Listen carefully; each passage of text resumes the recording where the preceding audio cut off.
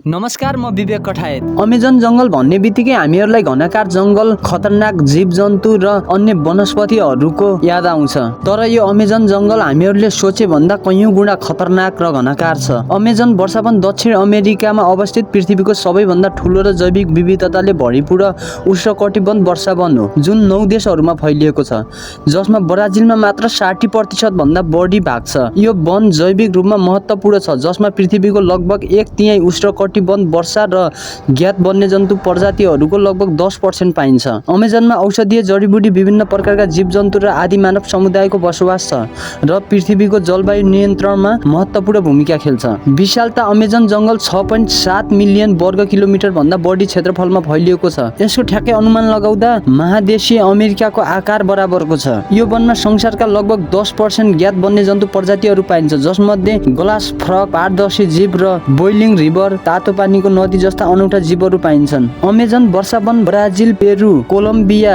Venezuela, Ecuador, फ्रान्सेली, Guyana र Suriname लगायत 9 देशहरूमा फैलिएको छ। यो वनमा अझै पनि आदि मानव समुदायको बसोबास छ। अमेजन वर्षावनले पृथ्वीको मौसम र वातावरणलाई सन्तुलनमा राख्न महत्त्वपूर्ण भूमिका खेल्छ।